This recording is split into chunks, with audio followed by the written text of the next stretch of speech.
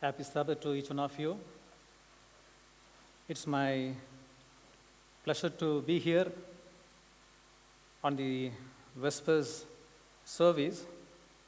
I always look for the Friday evenings after all our weekly appointments to come to the foot of the cross and rest in Him. During this lockdown, I have one small request to each one of you. We have a little extra time. I want you to spare just 5 minutes in a day. We have a lot of retired personals, elderly people, youth, and so many people we have around us. I just want you to make one phone call to any one person each day and just speak some kind words and just pray with them. Just see how your heart feels after that phone call. It will be really amazing. You will really feel satisfied. During this lockdown, one incident took really sad in my heart. People from Delhi, thousands and thousands of migrants left to their native villages. Many could catch through trains and buses, but many were left behind. They chose to walk hundreds of miles. In this one particular lady, carrying her own luggage and having 3 small girl children. Among that, one particular child was limping. Another small girl was crying. I don't know how many days they have been walking. They have not had proper food, not enough water, and possibly they have not had enough sleep. But they had a hope. The lady and the children, they had a hope. One day I will reach my home. When I reach my home, I can be with my loved ones. She had that hope. I can see in her eyes on what hope she was walking, carrying the luggage and 3 kids. What is her hope on this day, God's children? Do we have a hope? But God has given us a hope. One day we can be with Him, the eternal kingdom, and to the ceaseless ages of eternity. Let's have a word of prayer before we could start. Merciful, eternal Father in heaven, we come to you as we are. You have been so gracious, so loving, so gentle. As we are going to meditate upon our words, open our hearts and minds, and you speak through me and bless us. In Jesus' name I pray. Amen. Today, I want to take back all of you to 2770 behind history. The location is in the Middle East. Israel was one kingdom during the time of King David, even the time of his son, King Solomon. But after his death of Solomon, there are a lot of civil wars took place, and the tribes were not able to get along. So they divided among themselves. The 10 tribes of the north, they became the northern kingdom, and they called themselves Israel. And the 2 tribes in the southern kingdom, they separated, and they called themselves as Judah. And King Jeroboam II was ruling the Israel, that the northern kingdom. And during this time, the Romans were really doing well. They were constructing roads for the trade route everywhere. The Greeks, they were very much into sports because sports is their religion. And they were starting the Olympic Games. And the Homer was writing the Iliad. And these countries were flourishing in wealth, and they were laying foundation for art and architecture. They were planning cities, states, towns, everywhere. They were introducing even democracy among the people. But you cannot see democracy in the Word of God. Chinese civilization and the Indian civilization were emerging. And what God was doing, He had a problem with His people, a great problem. God made covenant with His people as simple as that: you obey me, I will bless you more than anyone else.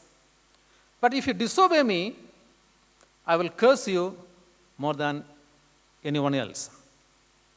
In the northern kingdom, where no temple and royal line. There are two worship places. One is in Bethel, another one was in Samaria. Bethel means the house of the Lord. We can remember Jacob's incident when he heard the ladder experience. That was in Bethel. The government was unstable, and many kings were assassinated in the northern kingdom. An average reign of a king was not more than 3 years.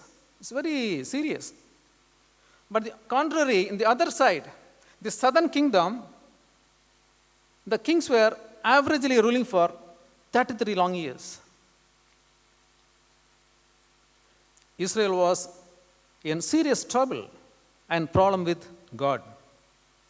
The European trade route was through Israel for trade with Arabs, the Egyptians, and the eastern kingdoms. Under the King Jeroboam II, Israel was in an era of peace and prosperity. There were no wars. People never know what is a war during that time. They got into import and export business. And people became a merchant class. Banks flourished. They were lending money all over the places. The standard of living went up. They became a consumer society. Luxury goods everywhere. Status symbol was very important. And they had second home, what they call a summer house, normally which is being set in a mountainized areas. They were preoccupied with material things. This was not by earnest or sincere way that people could become rich. They have earned the wealth through unlawful means. They were so much after money. Are we finding the same situation prevailing now? Housing became a serious problem for the poor people. The rich got more money, they could have second home, but the poor people, they were not having houses. The poorer became more poorer. The similar situation you can see even in the 18th century when the French Revolution took place, the similar situation. Now in Israel, there are financial scandal, bribery, corruption everywhere. Even in the judiciary, there were corruption. If you pay more money to the judges, You are on the winning side. Soon, they started trading even on the 7 days.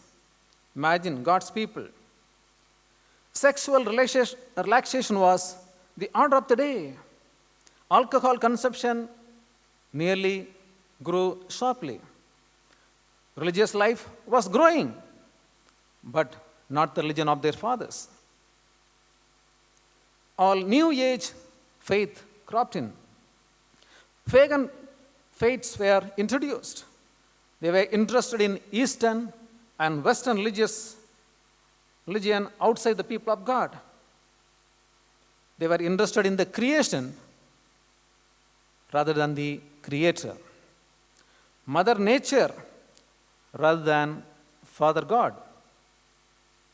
Can you see any similarity now and then? Please remember, when someone loses sight of the Father God, Mother Nature takes his place. Idolatry that led them to immorality. They set up golden calf at Bethel, golden calf of Egypt. Now a golden calf at Bethel now. Now we go to the European Union. When the new European Union was formed, on the entrance of the stock exchange at Germany, there also you can see a golden calf. Nobody complained anything about all these things because it happened gradually, one by one, little by little, and people accepted. And remember, Satan works this way. People thought, no old-fashioned items, they accept the new. And this was God's holy people, a royal priesthood, a chosen generation, a holy nation. Dear brothers and sisters, when God makes a covenant, He stays within. What He did was, He wanted to discipline the people. He found an ordinary man to do an extraordinary work from the southern kingdom. He even could not pick up one person from the northern kingdom. And this man was not intended to be a preacher. He was an ordinary shepherd and a farmer.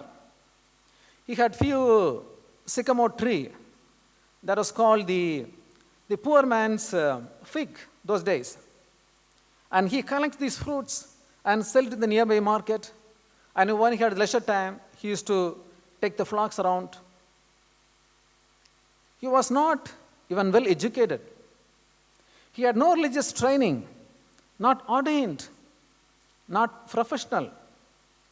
But he was the first prophet preached to the Israel, the northern kingdom. But he was faithful, sincere, and honest man, and he was called Amos. He was courageous. He was bold. When God called him, he was dare enough to go from southern kingdom to the northern kingdom to preach the God's word. When Moses was given a call to go to Egypt at the burning bush, he had so many excuses. 5 different kinds of excuses he had.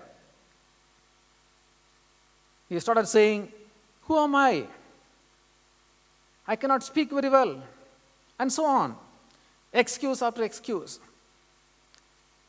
Unlike Jonah, he did not run away to some other country or city. Amos obeyed God's command instantly.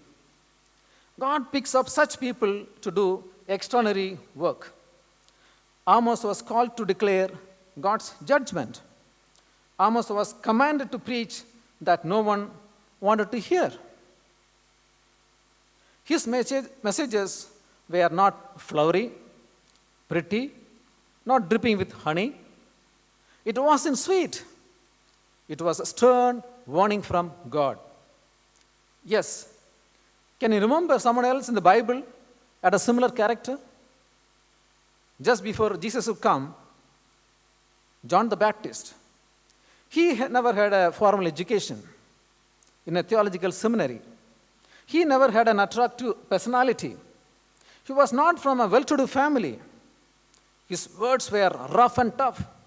He did not make a pleasing message to the people. He had one thing, that is, he was speaking the truth. That's why common people came to listen to his word in the wilderness. The revenue officials came to the wilderness.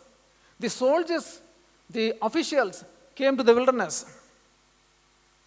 Dear brothers and sisters, many times we too look for pleasing messages from this pulpit. That shows how lukewarm we are. Watch out. This is not the time for pleasing messages, brethren. We are no less compared with the Israel kingdom in our activities, in our faith, in our lifestyle, in our aim and goal. We are also selfish. We are also lovers of money. We are also looking for luxury. And we are also having lustful eyes. And we are also oppressing the poor. Unless we straighten up ourselves, we are going to face the eternal consequences. Jesus, in the most holy place, pleading for you and me with the Heavenly Father since 1844. Judgment has started for the God's children. Many of our cases could have been over by now. Few would be still down the line. Please, brothers and sisters, I plead with you, let us set our house in order. Let us get to the seal of God, otherwise we will be doomed to the eternal destruction. Amos preached that unless you straighten up, you are going to face the consequences. Amos prophesied against the neighboring nations of Israel first. When you see Amos chapter 1 and 2, explains it very clearly for 3 sins and for 4. The first group, they are inhumanity of Israel neighbors. They are Damascus, they are known for their cruelty. The Gaza, known for brutality. The Tyre was known for treachery. The second group, they are infamy of Israel's cousins. Edom, known for their ruthless. Ammon, known for barbarity. Moab, known for sacrifice of their own children. The third group, that is infidelity of Israel's sister, that is Judah. Judah was rejecting the law of God. Judah was accepting the lies of men. And the fourth group and the final group, that is insensitivity of Israel's children, that is Israel. They are exploiting poor man. They are indulging flesh before God. Amos started with 4 ones first, then comes little by little closer, finally to them directly. Many times, we are very much pleased when someone condemns all other neighbors. At times, we are trying to act as if we are never been sinned. Also, we look others very low. God says here, you need more punishment because I had more privileges. Therefore, you have more responsibility. Amos prophesied against God's own people, saying, you have rejected God's commandments. You have been oppressive. You are an unrepentant. You are not sorry for your sins. You are unjust. Actually, if you read from Amos chapter 5, verse 6 to 15, it says very clearly, seek the Lord and live, lest he break out little fire in the house of Joseph and devour it, with no one to quench it in Bethel. You who turn justice to wormwood and lay righteousness righteousness to rest in the earth. He made the Pleiades and the Orion. He turns the shadow of death into morning and makes the day dark as night. He calls for the waters of the sea and pours them out of the face on the earth. The Lord is his name. He rains ruin upon the strong, so that fury comes upon the fortress. They hate the one who rebukes the gate, and they abhor the one who speaks uprightly. Therefore, because you tread down the poor and take grain taxes from him, though you have built houses of hewn stone, yet shall not dwell in them. You have planted pleasant vineyards, but you shall not drink wine from them. For I know your manifold transgressions and your mighty sins, afflicting the just and taking bribes, diverting the poor from justice at the gate. Therefore, the prudent keep silent at that time, for it is an evil time. Seek good and not evil, that you may live. So the Lord God of hosts will be with you. As you have spoken, hate evil, love good, establish justice in the gate.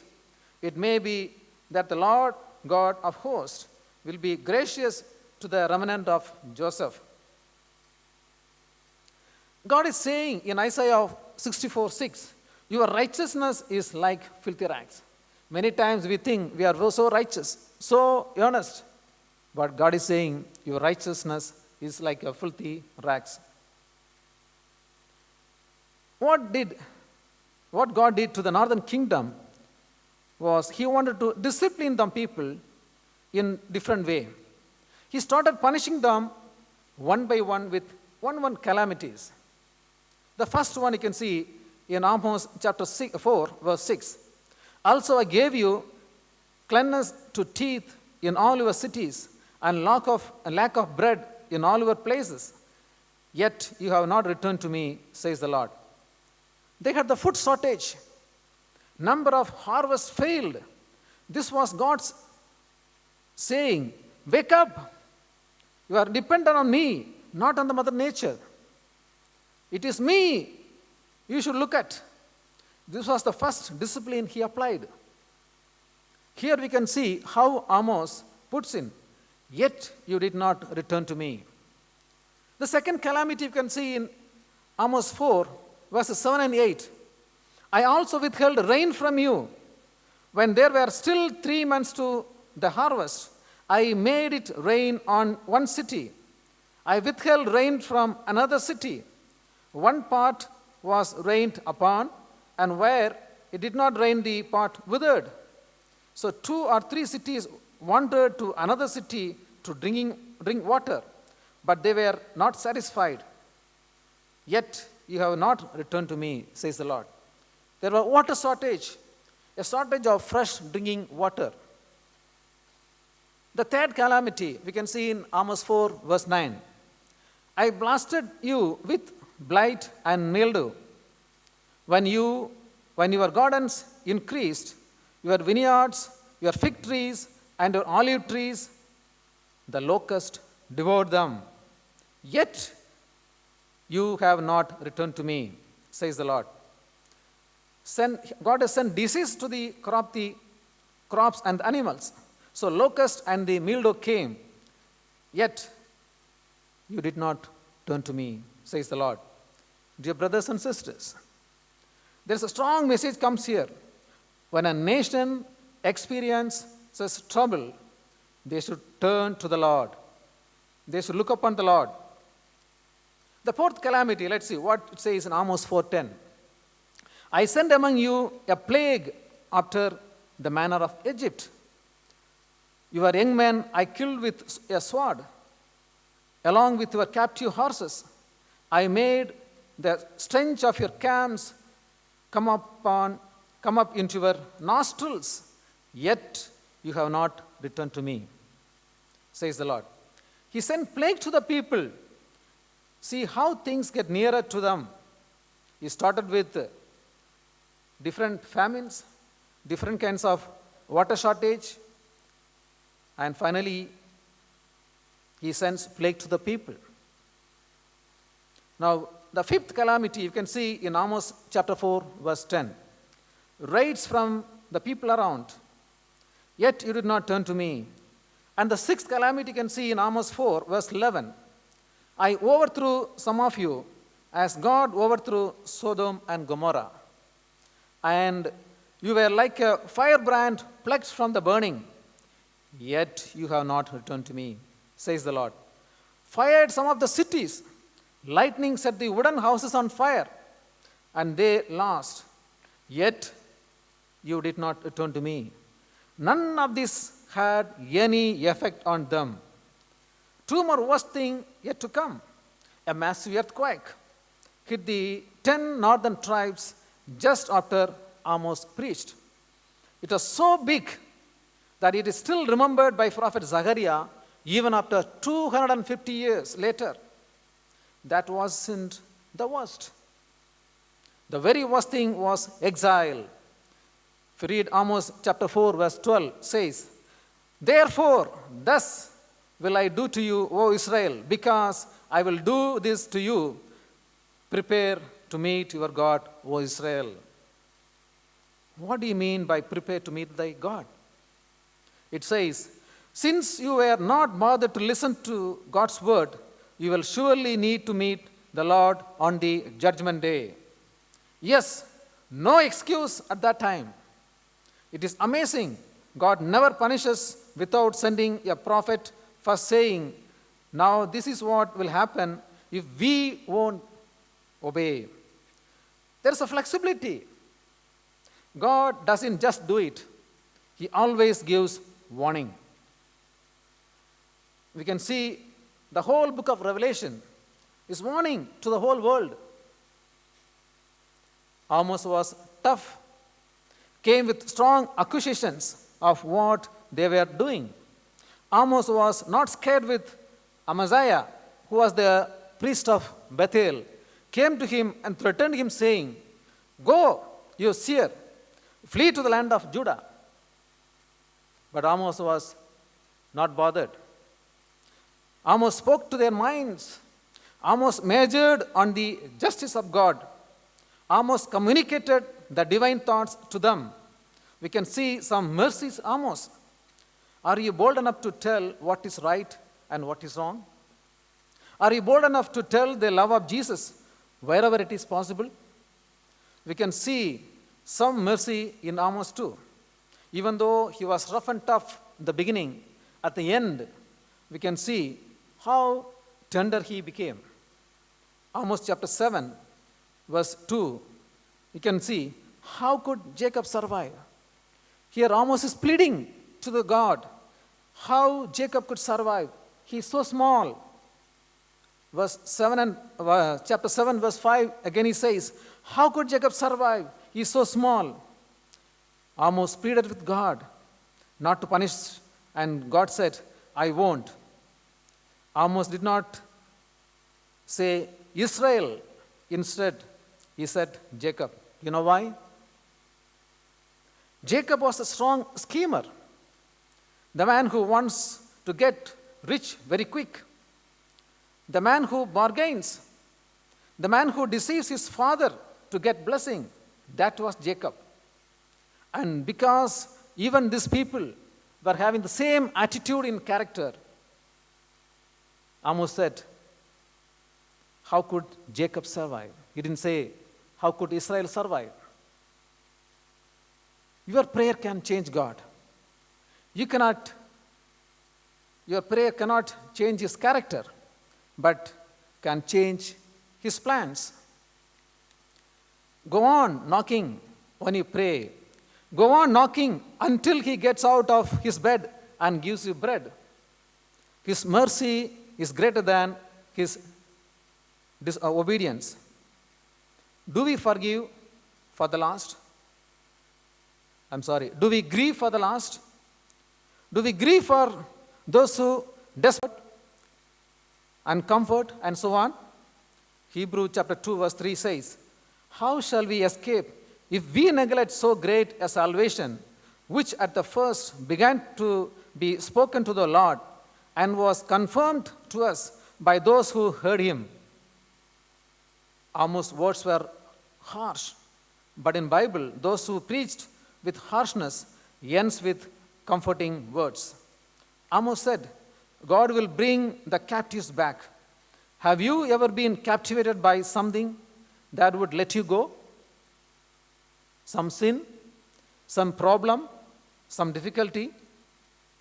Amos chapter 9 verse 11 to 15 says, on that day I will raise up the tabernacle of David, which has fallen down, and repair its damages.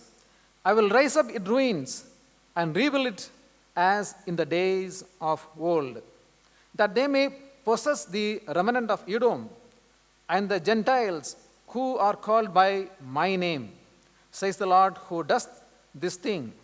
Behold, the days are coming, says the Lord, when the plowman shall overtake the reaper, and the treader of grapes him who sows seeds.